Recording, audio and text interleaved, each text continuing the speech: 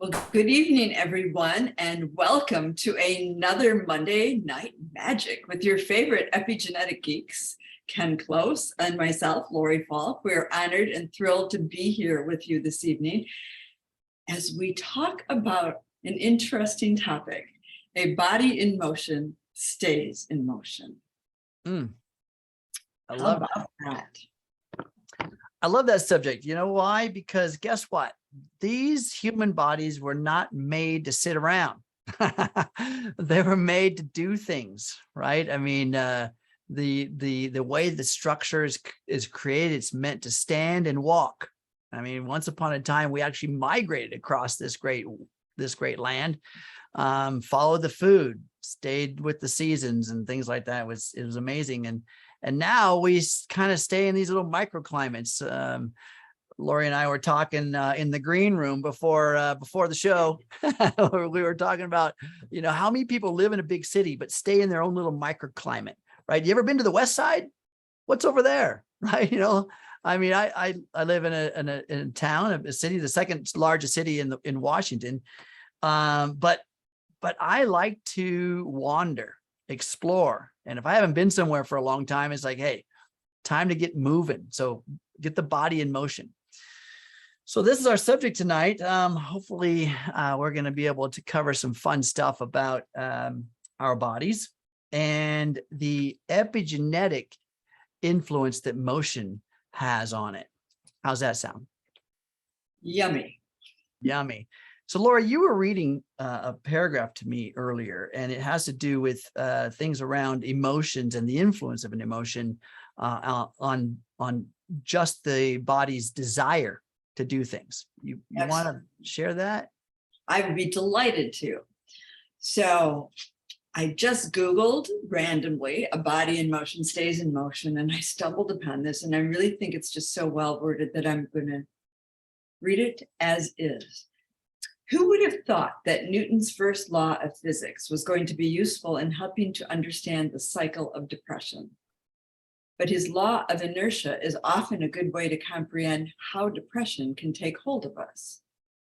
Depression uses two ways to keep us in its grip. One is through isolation. It likes to isolate us from the activities we like to enjoy and the people we like to spend time with. The second way is that depression kills effort. We often feel a change in our levels of motivation when feeling blue. Take isolation and no effort, and we have the perfect recipe for disengagement. What is interesting about this is that disengagement itself can lead to feeling blue.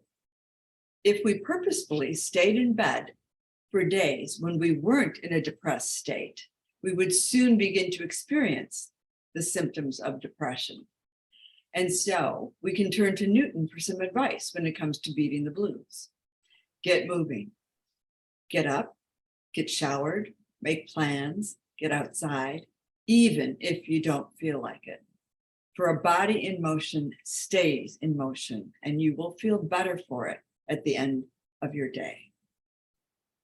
And as someone who's actually dealt with major depressive disorder over the years, and I mean decades, not just a little random episode, I can tell you for sure that exercise is one of the best things that you can ever do to keep those endorphins moving and to keep the energy flowing and to lessen the symptomology of the depression itself. Mm-hmm.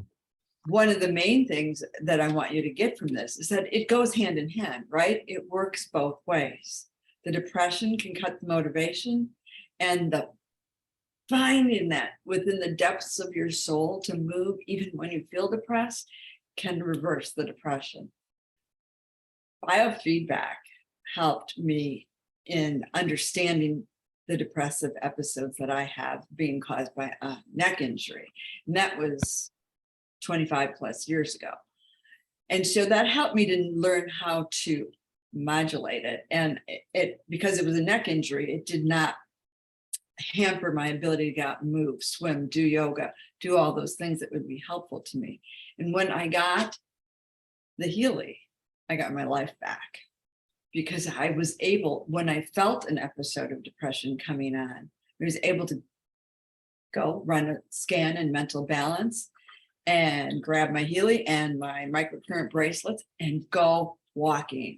So I did it from both ends, right? I just said, I'm running frequencies that are going to counteract the emotions that I'm feeling, and I'm going to get my body in motion. Worked like a charm. I stopped that episode in 1 hour and 30 minutes. Wow. And then that could have lasted days or weeks or months. So we have such a valuable tool, right? So sometimes, and I was talking to Ken about this in the green room as well, Marcus will say, run the logical program first, and then run the analysis. And in that case, didn't take a rocket scientist or an epigeneer to figure out that I was depressed. It was coming on. So go to the core programs designed specifically for that. Mm-hmm. And we were talking about some of these programs, so we're going to get into the programs that that are going to help support us in some of this the movement, in terms of motivation, in terms of overcoming some of the mental imbalances. So think about what Lori was just saying. How many of you guys have had a struggle getting to the gym? Maybe, you want to work out, you want to go for a walk, you want to get something done physical, and you're just like, every excuse in the book is popping up right in the mind. It's like, oh, wait a minute, I got to do the laundry, or, oh, shoot, I got these dishes, or I'm just like, I don't have anything to wear. I'm just not going to get to the gym. But then the moment you do it, you walk out the door, you get into the gym, you start your routine, and then by the time you're done, how good do you feel? What has changed in the body? Just because you got in motion, you did the task, right? So it doesn't matter what the task is. It's and as simple as a walk. Just get outside and be in nature. So there is a book called The Blue Zones that Dan Buettner writes about 6 locations on our planet. I think it's 6, maybe it's 7, that people inherently or seemingly just naturally live to the triple-digit numbers, high 90s into their hundreds. And National Geographic's hired him to do a research project to look at these areas within our planet and find out why. Why do people live so long?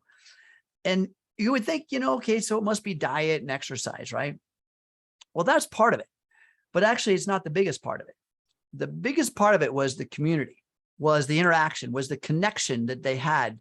And they were actually, these areas were built in which people would actually move from where they lived to where they congregate via walking or some natural modality.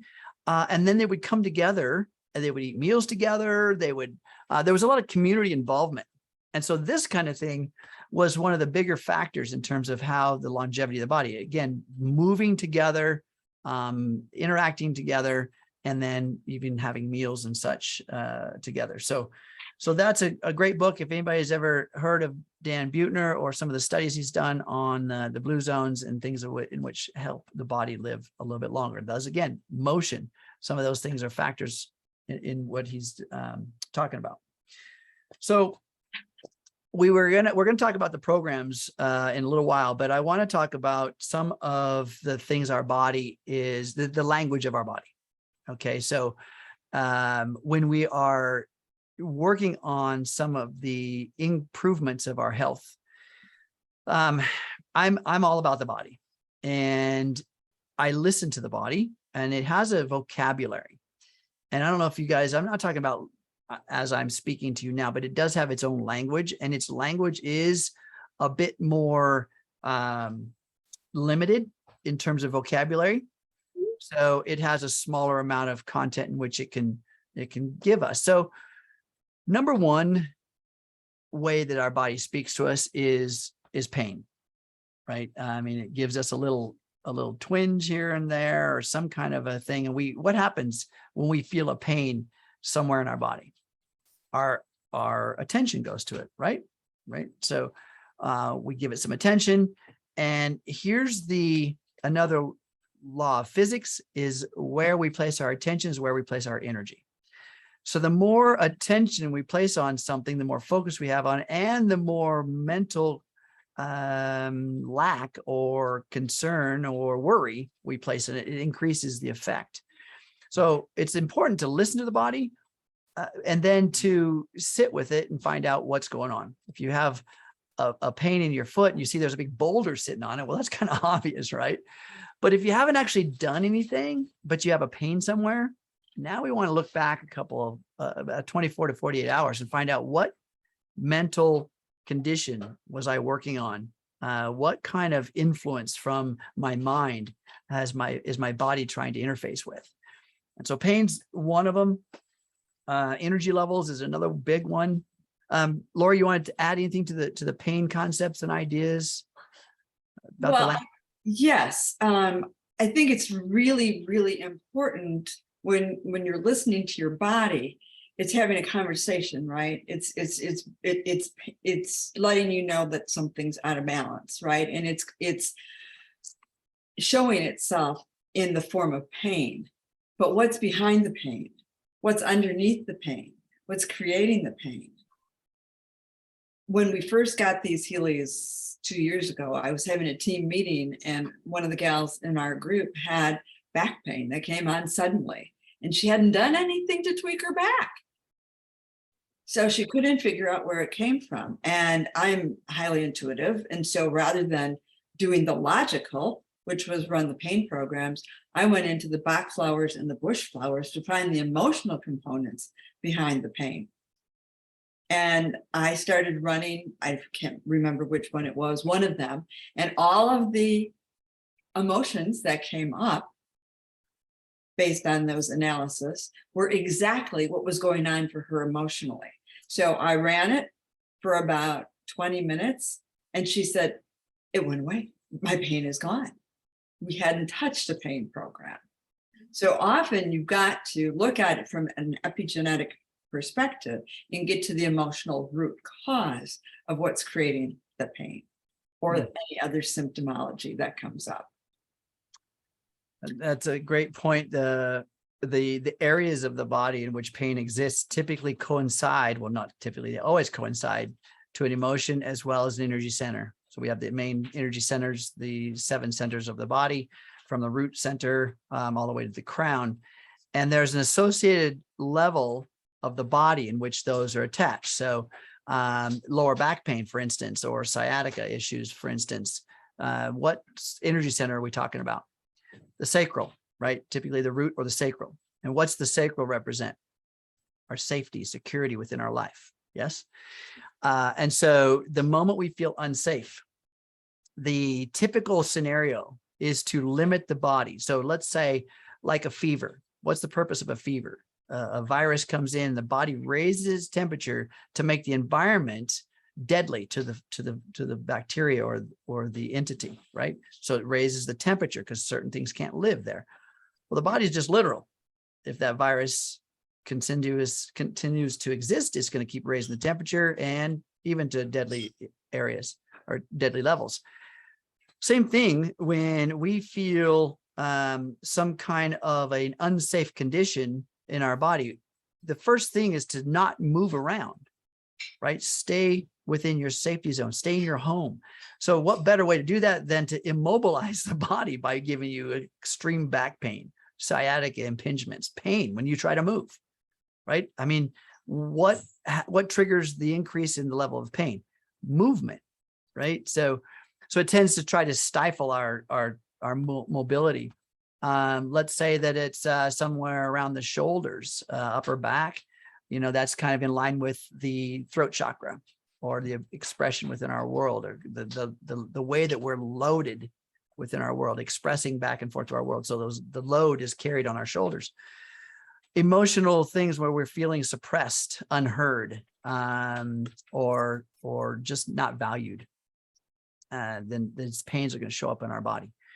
So I always say, when a pain shows up and it doesn't seem to have a causation, of course, like I said, if you have a boulder on your foot, I mean, that's obvious. If you got a thorn stuck in your finger, that's obvious. But if you get a pain and it doesn't seem like it has a causation, go back 24 to 48 hours and find out what were my thoughts, what was my beliefs, what was the things influencing my life in that time, and then see if you can start to regulate that. And like Lori says, running Bach flowers, oh my gosh, it's going to give you some remedies right there, and it's going to tell you. I mean, it's literally going to tell you, right? Absolutely. Absolutely. And while we're on the topic of sciatica, I would just say that, okay, everybody knows I'm going to bring up the coaching module because, it's my lover. So, but I was running some pretty intense programs last fall to overcome a situation that I was very fearful about. And it was all root chakra, fear-based stuff. And I was running these programs 26, I think I had like 3 of them going, 26 minutes each every day for several months. And all of a sudden, without tweaking anything physically, I had a sciatica flare-up that totally immobilized me. And so it works in both directions, right? The coaching module was going in and clearing all those subconscious beliefs and programs and emotions around fear. And when it cleared it enough out of the spiritual and emotional and mental field, it had to clear it at the physical, where it was being stored at a cellular level. And that didn't help when I was in that level of pain, but at least I understood where it was coming from. And then I knew what I could do. I would wear the Healy on the back of my yoga pants and run the sciatica programs. I would hook up with the bracelets and run sciatica, but I was also, again, using a lot of mental balance and Bach flowers and bush flowers and gem elixirs to just calm my system down so that when I was going through this physical piece, it was amazing. So the other level of conditioning that I was talking about is, again, where we place our attention is where we place our energy. I'm not saying to ignore a pain or a condition, but the more that we put fear on top of the actual condition. So in other words, what do we do when we get some pain somewhere? Oh my God, that's my liver, or oh my gosh, that's a kidney, or it's like, it's the worst case scenario. You start Dr. Googling it, and you see all of the worst case scenarios, right? So, so to stay in a calm state is critical when we're starting to feel these things in the body. So the body sensations is what we're talking about right now. Pain was the number one. The number two that we tend to use for evaluating our condition is energy levels, right? How many of you guys just like mid-afternoon, there's something going on with my energy or something like that, and it's nap time. So I'm not saying that's a bad thing, but that the body has natural rhythms and natural abilities. But if your energy levels are kind of dipping and dropping on a regular basis, something different than before, then again, we need to listen to the body, find out what it's trying to tell us. When is the times it's happening? What are we thinking? What are we thinking in those times prior to the actual dipping of the energy levels? And then what are we thinking after the effect? Because again, worst case scenario. And a lot of times that's when people are doing energy drinks or coffee, something like that, caffeine, stimulants, whatever it takes. And those stimulants are actually just, you're not literally drinking liquid energy.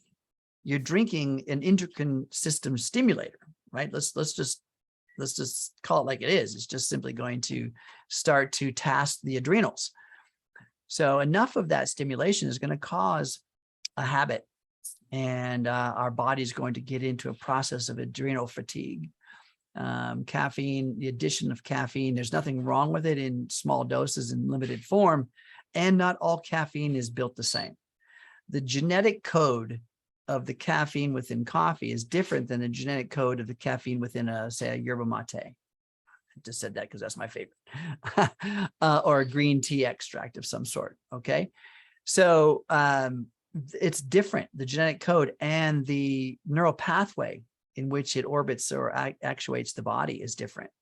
So, and of course, the energy drinks that we get that over the counter or whatever, those are, just look at the ingredients.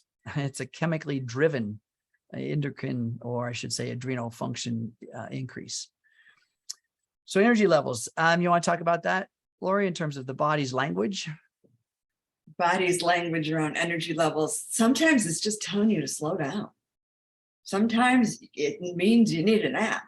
Sometimes it means you should go meditate. So I think it's important because in this fast-paced, crazy world that we live in, what do most of us do? Push through it.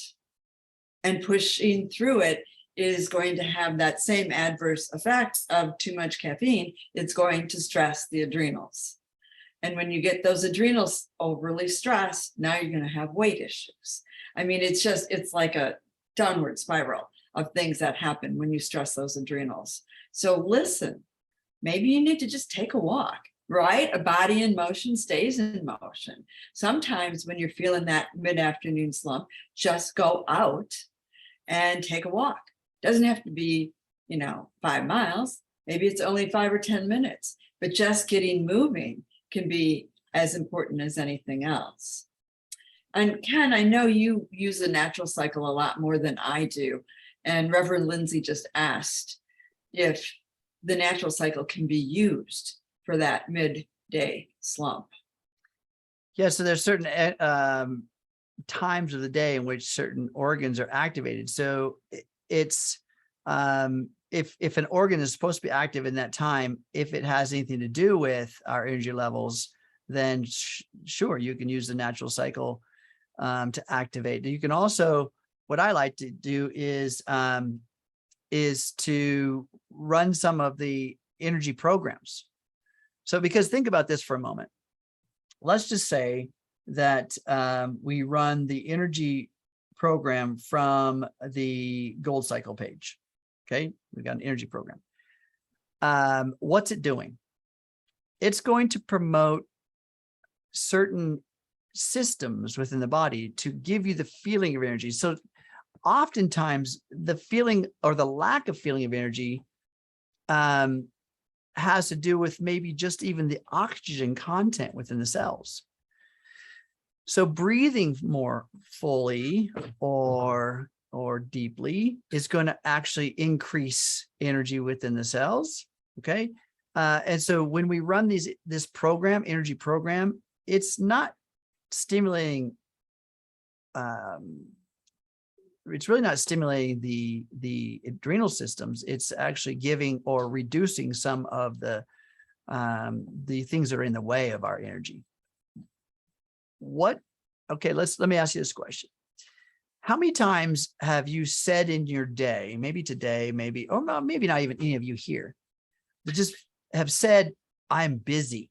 You have this feeling, I'm just so overwhelmed. I'm so busy. I got so many things to do. I got all this, and I have no time to do it. And you got your email list, you got your text list, you got all this stuff going on. How many, I know, not probably you guys, but I'm just saying you may know somebody that has said, oh man, I'm just so busy. I'm always doing something. But if you were to look at what the body's doing, how much movement it's doing, it's probably sitting in a seat, doing a keyboard thing, right? Maybe texting, maybe looking at some, but what's really actually busy in the moment is your mind. Right? It's doing more than the body's actually doing. So if your mind is overstimulated or too busy, I think that what happens all often to me anyway, is taking some breaths. Our breath work really starts to downregulate some of the anxiety because we move our body from that sympathetic into the parasympathetic nervous system, from fight or flight to rest and digest. And the rest and digest is exactly that, rest and digest. The body's now healing as opposed to consuming. It's starting to liberate. So, some of the programs associated, I kind of jumped around a little bit, but some of the programs associated with this increase in energy is that energy program, which is down regulating consumers, up regulating liberators. I mean, does that make sense? We're trying to give the body back some of its resources, and you'll feel more energetic as opposed to taking caffeine, giving the body back resources.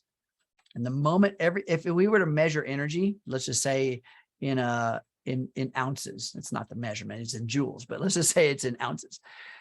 And 1 ounce of stress, when we liberate 1 ounce of stress, it equates to over 10 ounces of rest. So think about that. Get rid of a little stress and you're going to feel more rest or more energy just because of the liberation of the stress response. It's not a 1-to-1 ratio. Okay. Some of the other programs for energy I love on the Gold Cycle page is being or care. Being or care. Those are Gold Cycle pages or page programs. On the fitness page is stamina and performance. Think about that. If we're improving the performance of the body, aren't we improving its performance in energy management? Right? So we're going to change the motivation. We're going to literally change the motivation within that stamina and performance. Okay. The other side of the equation when we're working with energy is some of the mental the mental balance pages, such as the feel good, inner strength and emotional balance or emotional well-being. As we down-regulate the emotional response to a condition, we up-regulate the energy that we have available for motion. Down-regulating emotion, we up-regulate motion. Okay, you see how that works? So those are some of the programs. I also want to point out, do you want to talk about the digital nutrition for a second? Absolutely. We were discussing this, and it's probably one of the more underutilized categories within the Healy. And if you go in, let me just pull up this chart. You guys probably have this somewhere. But within digital nutrition, in digital nutrition mixtures 4, there's actually an energy category. So that's the category. But look what's in the category. All these B vitamins. Well, what do B vitamins do? Balance out levels of depression, or one of the main areas that anybody who's dealing with any kind of anxiety or depression needs probably 2 to 3 times as many B vitamins as the average Joe. So you've got that category. And then if we go down into digital nutrition mixtures 5, we've got structure, we've got mobility, and we've got activation. And again, mobility, look at all these B vitamins. And activation, more B vitamins. I'm not saying it's the only thing in here, but I find it fascinating to look at either what's going on for you that you want to address, or when the top 5 categories come up, when you're running the analysis in digital nutrition, I look, well, what are the common denominators in each of these categories? Am I perhaps actually really deficient in one of these categories? And if magnesium is showing up in all 5, well, maybe I probably should increase my magnesium intake on top of just running these. This is going to help your body to absorb those minerals and vitamins much more effectively. Anything you wanted to add on that, Ken? No, I mean, look at the correlation. Now, remember, digital nutrition does not replace you eating food, but what it does do is it optimizes cell receptor sites, or I should say bioavailability of what you do eat. So the body doesn't know the difference between something that is energetically promoted or something that is physically or chemically promoted. The breakdown of a chemical down to its fundamental base is energy, frequency. So what we're doing is we're pumping in those exact frequencies that the chemistry would be supporting from your diet. We're just increasing its bioavailability and effectiveness. So super great tool. Absolutely. And Dr. Bruce Lipton has actually publicly stated on multiple occasions that frequency medicine is 100 times more effective than chemicals. So you can take a good quality chemical, and what's a chemical? It doesn't mean it's a bad thing, but it's a vitamin supplement is a chemical form, versus the digital nutrition, which is frequency medicine. So the two combined is just going to strengthen it to an even higher level. And this is if we just look at the physics of that whole equation, is you eat food, it requires energy to digest, to break it down, to move it from solids down to chemistry, down to energy. But when you're giving energy directly to the body, there's no consumption. There's no energy to do the energy shift. It's just energy promoting the effect. So when we give it energy alignment or energy infusions, there is no consumption within the body to perform that act. Pretty cool, right? Very cool. All right. So next was that was energy levels. The other thing, some of the other languages of the body is fog or confusion or lack of focus. Right. This is actually something that literally is very, very common, especially after that afternoon, when you're looking for an afternoon nap, brain fog, or some of the challenges in terms of focus and concentration. So here's where our mental balance comes in. Some of that mental balance page, you can start adding some of the systemic feel-good programs, inner strength, emotional well-being, again, back into those. So concentration from the learning page, one of my favorites. In fact, I run this often. I'm running it right now. So if I seem a little bit more smart, that's because I'm running the concentration program right now. It's like I run it often whenever I'm doing presentations or when I need to stay on track. So from the learning page, there's some great programs there around the concentration or focus. The other thing that's on that page too that I really like is exams acute. What's going on when you are taking an exam? What's happening to your body when you're like getting ready for an exam, right? You're like, oh.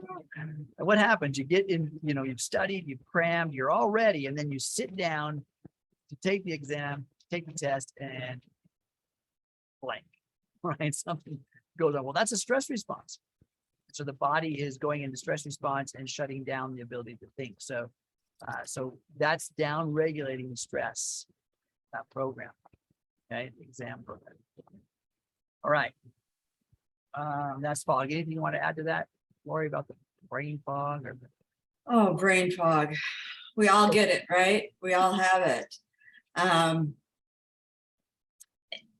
Use your tools. Get in here, and the learning programs, I think, are probably the best when you're dealing with brain fog. And certainly some of the mental balance. And let's not forget activation in the job category. If you look at the description, bioenergetic stimulation of mental clarity when wanting to perform at the top of your game. So you're feeling brain fog, do that. But what's causing the brain fog? That's always where I go. What's causing the brain fog? Yeah. Something's going on. Are you overworking? Are you underworking? Are you overwhelmed? Would getting the body in motion be maybe the perfect answer to that brain fog? I'm telling you, I'm a walker. And I go for more walks midday than anytime. And that can clear so much of that because you're moving, you're physically getting the body moving, and it's shifting the chemical balance. Just that simple movement of walking. The next time that you hit a brain fog, I'm going to give you a little exercise. And this is a breathing exercise. It's a quick little exercise. It only takes 5 minutes. It's 2 minutes of basically a heart coherence breath, and then 3 minutes of a accelerated, almost energizing breath. It's an energizing Wim Hof technique, but the 2 minute breath version is going to be a box breath.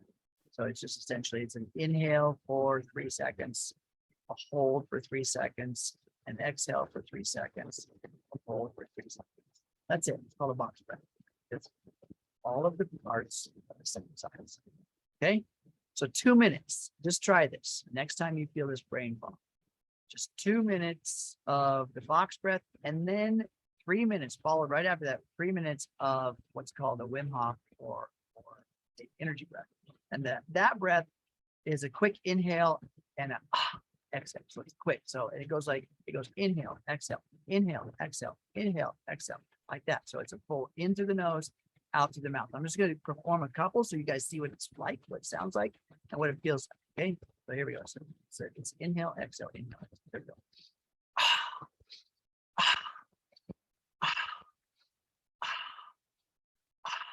So 3 minutes of that. Now, you can do it a little less elaborate. You can do it a little bit slower, but that energizes the brain. Now do it when you're seated. Do it when you're seated. Okay. Do it when you have a clear space, and just set a timer. If you can only do it for 1 minute, that's fine. But if you could do it for 3 minutes, after that, sit in that space for another minute and just pay attention to your mind, your brain. Just pay attention to your brain. So that little 5-minute exercise is literally worth a 45-minute nap. So give that a try next time. Okay.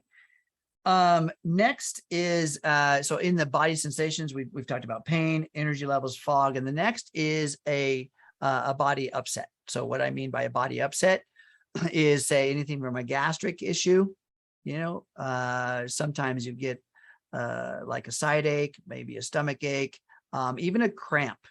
A muscle cramp is a body upset, a muscle spasm. Those are things that the body's having an upset around. So pay attention to those. Where is it?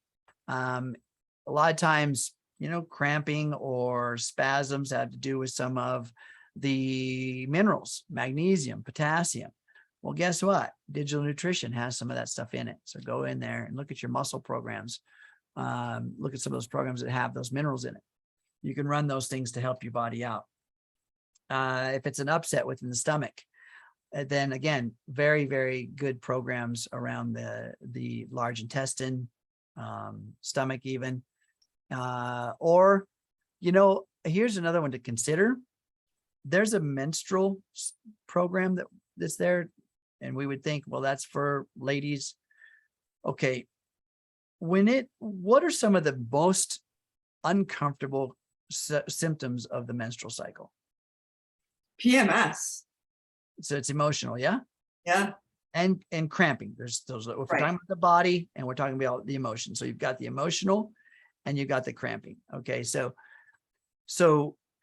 the area in which those cramps are happening, or the causation of those cramps, again, is mineral. So that program is not just meant for women. Men can use it too. If you're having symptoms within that center of the body, hey, that's something that's going to help relax and relieve some of the tension within that space, but also emotional balances. So great stuff there. Anything you want to add to the upset, Lori, of the body? Well, just on the topic of using the menstrual program for men, is how many of you ladies have tested for the prostate? I know I have. And, there's obviously something going on that shows us there's an imbalance in a particular area of the body. And there's frequencies within those programs that are going to be beneficial for you right now. So what does Marcus say? Trust the resonance. Yeah, exactly. So everything we've just talked about, pain, energy levels, fogs, this is some of the vocabulary of the body. So whether you're getting a tingling sensation, a cramping sensation, a pain, a pinch, butterfly, something like that, all these body sensations we want to pay attention to. And body sensations are, I would like to offer you guys a little test. If you're women, ladies, you guys are amazing because you have a much better awareness a lot of times than men do in terms of body sensation. You can describe something that's going on in the body much better. I think you pay attention. A lot of guys, what do? We find some pain or some discomfort. We just like, hey, let's just muscle through it. We got a job to do. Instead of actually listening to the body, giving it a moment to find out what it's trying to say. We just ignore it, push it away, and keep going. So body sensations are very important to be mindful of.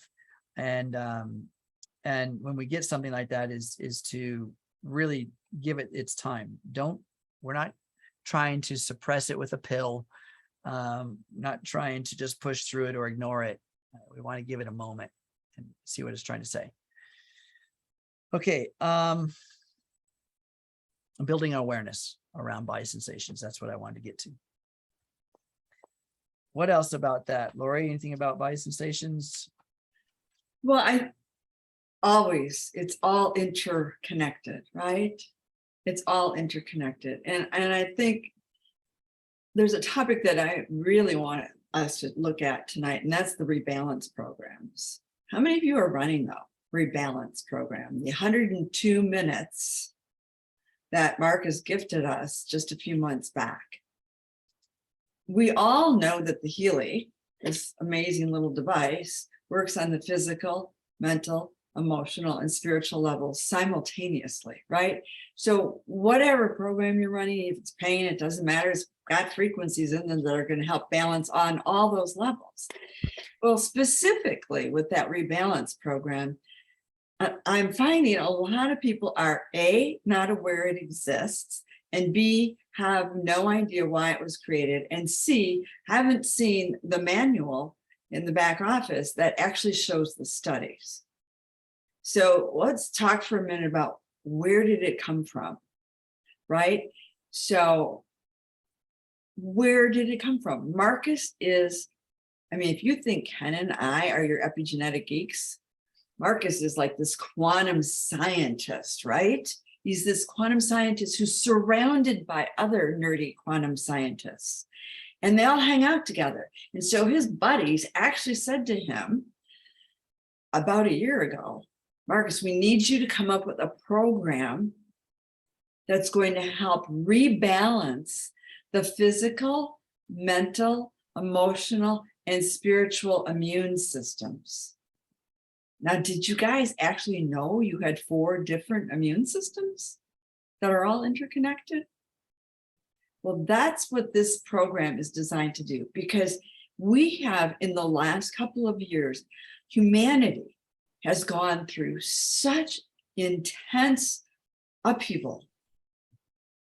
COVID alone, right? Political unrest, wars, all this stuff that's been coming at us. And that level of stress wreaks havoc with all 4 of those systems. And so he came up with this rebalance. And when he's doing this stuff with his nerdy geek friends, he also does studies. And that study is literally in the manual in your back office on page 34. That's how important it is. I memorized the page that it's on. And it is designed to rebalance your bioenergetic field on all those levels after stressful events. And he mentions in here, including after being vaccinated. So while I know that there are a lot of people at Healy who may not be vaccinated, we also know a lot of people who, for a plethora of reasons, got vaccinated, many of them against their will. And it left many of them very concerned about how this was going to impact them over the course of time. Well, if you want a selling tool for people who are vaccinated, who want to rebuild themselves from all the chemicals that impacted their body on so many levels, well, then you want to tell them about this rebalance program. And then you want to show them the studies, okay? So the bioenergetic rebalance group had a significant increase in well-being over the control group, significant decrease in stress levels compared to the control group, and a significant decrease in symptom burden. Now, the study was not originally done to compare vaccinated versus unvaccinated, but at a certain point, as they were going through the data, they realized that they knew who was vaccinated versus who wasn't vaccinated. Now, this bottom line in the dark green is the not vaccinated participants. The line above it in the brighter green is vaccinated participants. So when you're looking at these various categories, like we have above, in just the first category of well-being, the not vaccinated had a 25% improvement. The vaccinated were at 50.55. I'm probably not reading these scales correctly because I'm not a scientific geek. So Ken, step in if you can understand the Cohen scale better than I. Yeah, they're just basically showing you a percentage of shift or percentage of change. So you can just kind of go by what was better than the other. So it's just Right. Yeah, it just shows that there were significant improvements. I like actually reading some of the content that was the graphs, or they do give some scale or some form of measure, but I like reading the other parts to it as well. Right. So and in decrease in stress level, you're at 0.74 versus only 0.35 for the non-vaccinated. And it helped with decrease in symptom burden as well. So you've got a program that can actually help all of us rebalance after all the chaos that we've been through. But you've got a way to help the people who did get vaccinated, who are concerned about what this did to them. Yeah. And then they even went in and this is in the Power of 3 category, and they showed in the morning on each day of the week what to run, and then always the rebalance program in the afternoon. And I'm telling you, this is a powerful program. When I run it, I just feel like gentle rain. The stress levels just kind of come down and I feel rebalanced. So if you have yet to use this, please use it. And as I said, let people know, because there's a lot of people out there who got vaccinated and who have these fears and concerns, and we have something that can help them. How amazing is that? That's super great. And it's, if you notice too, it also showed a day of rest. Yes. An idea to take a break, let your body acclimate to all the things you've given it through the week. Sunday's a great day to rest, relax. Okay, so we're back to the body in motion, getting down to the self-care pieces in terms of that whole body that is either stagnant or in motion, is engaging the endocrine system, engaging the lymphatic system.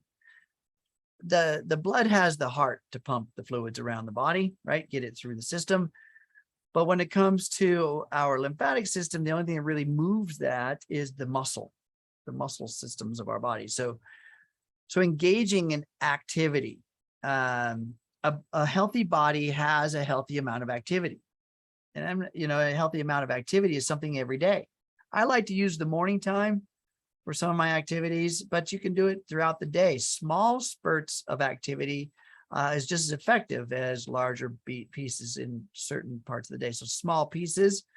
In fact, you should be moving your body at least every 2 hours, right? I mean, even if you're traveling, I drive a lot.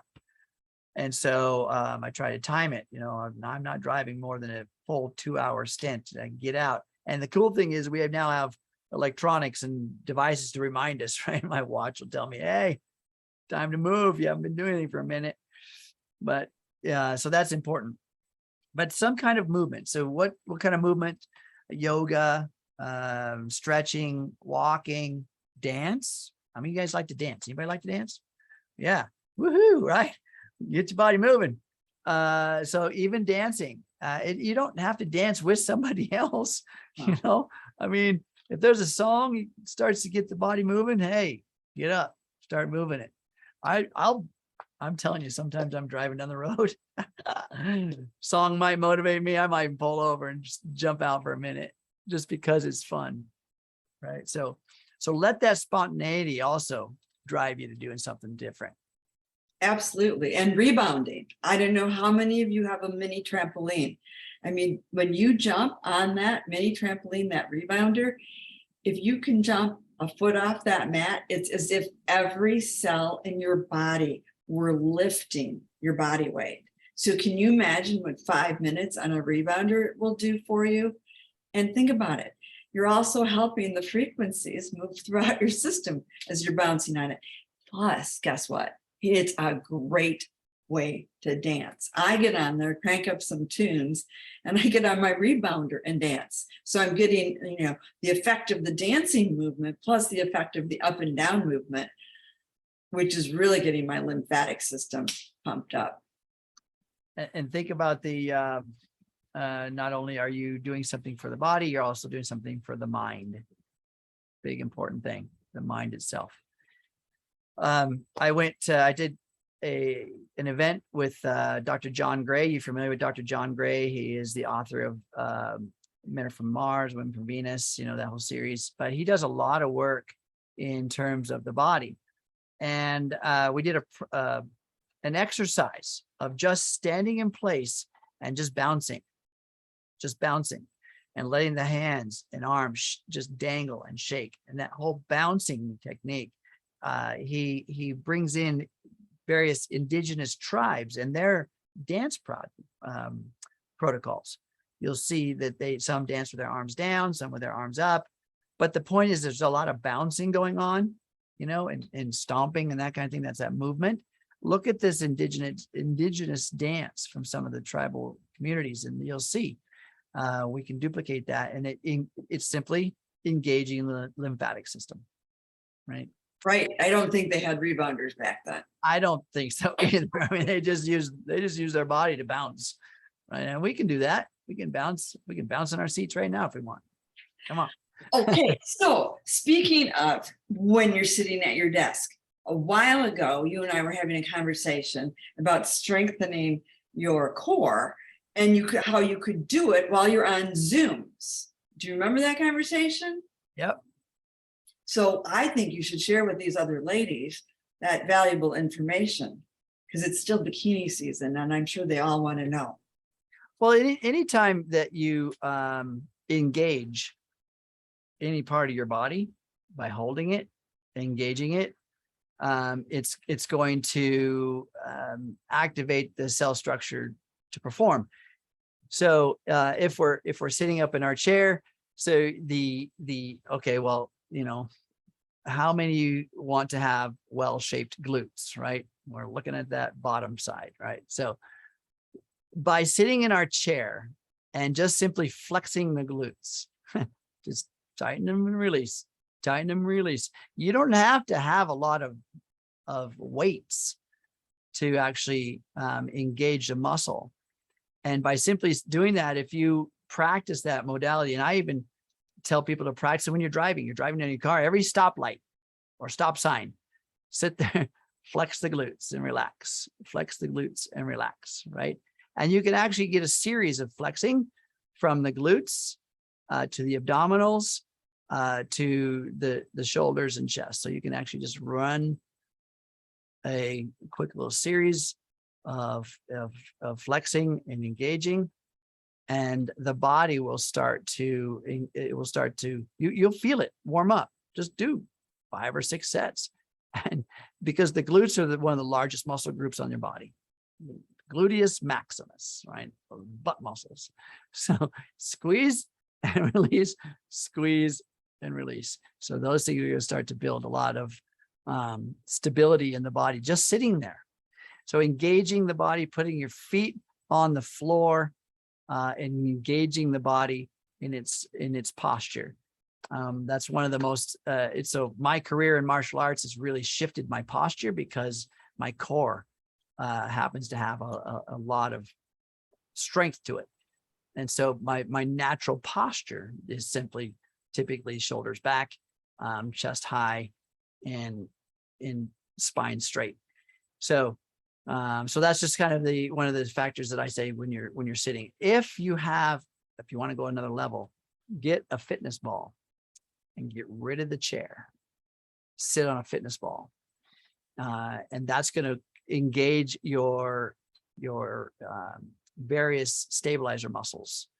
These stabilizer muscles keep you from tipping over on the chair, right on the ball. Stabilizer muscles keep you engaged. Those are very important. So how often do we sit in a chair with a backrest? Most of the time.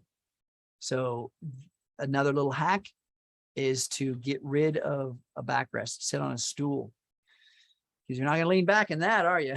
You're gonna fall over backwards.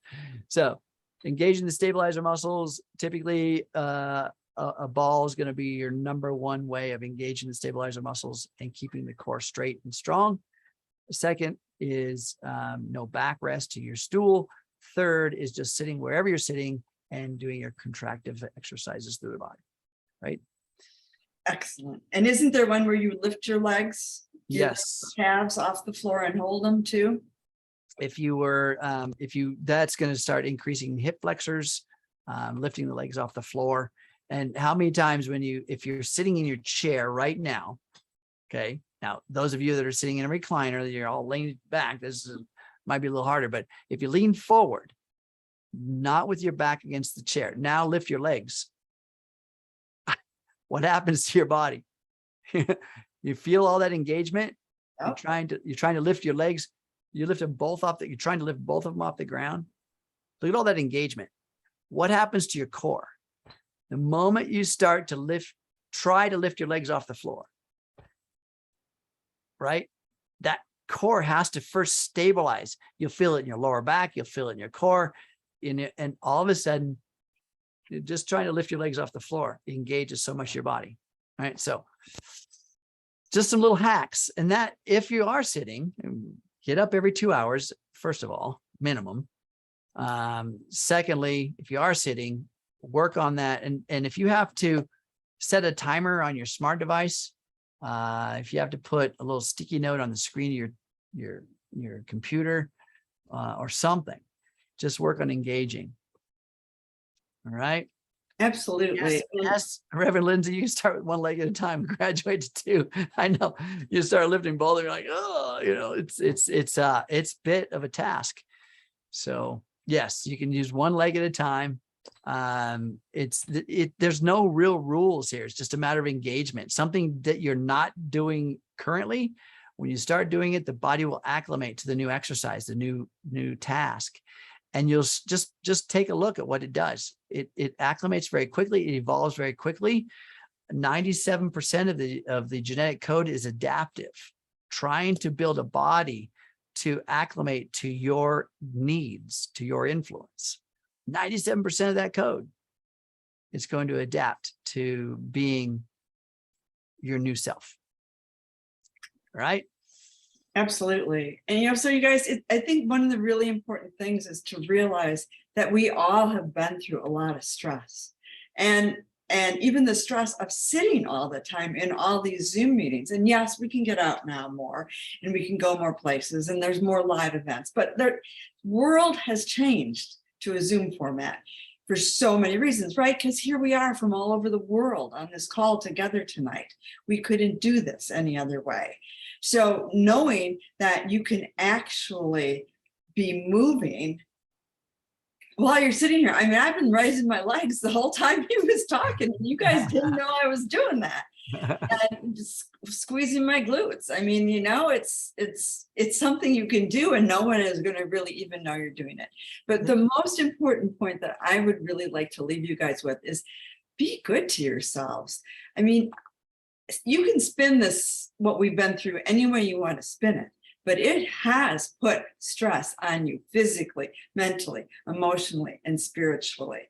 And as Reverend Lindsay was saying, and we're in the Lionsgate portal. Well, there's that. And yesterday we had a, geomagnetic storm that they weren't expecting. And there's so many things coming at us from so many levels that I think it's just really super important that self-care be your new health care.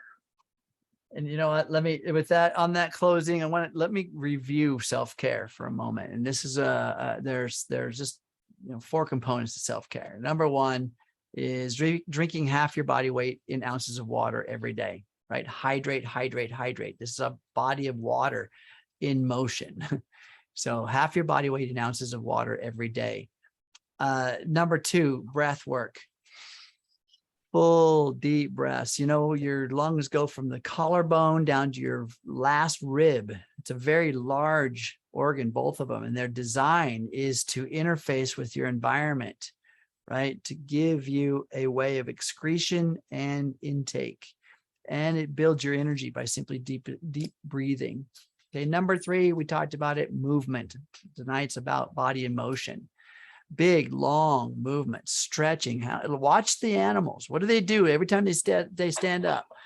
Right? They're doing some kind of a stretch, right? So that's us. Let's get in there and do some stretching, right? Number 4 is grounding. Spend some time outside in the earth. If you can't get outside, there are grounding mats, grounding sheets, grounding pillowcases, things like that that connect to the circuitry of your house and allow you to get that actual deionization, the grounding, which is what the earth does. And the bonus one, number 5, that I always like to add is that to really fall in love with life. Have a love affair with life, right? It's safe. Don't have to worry about it ever, running away from you. It's a love affair with life. It's always yours. It's in every cell of your body. So just give it energy of love. And trust me, when you love life, life loves you back. Thank you guys for being here. Oh my gosh. I love you all so much. Thanks, Lori. Thank you, Ken. I love creating all this magic with you, and we love inspiring you guys. And if you have specific topics and things that you want us to focus on in these calls, just reach out, let us know. We're happy. We're doing this for you. So we want you to get the most out of it that you possibly can. And our next Monday Night Magic is September 12th. So mark your calendars, second Monday. Why do I always say Tuesday? Second Monday, Monday Night Magic should be on Monday, second Monday of every month. So we love you, we care about you, and we want you to care about yourselves as well. Bye, y'all. Bye-bye. Thank you.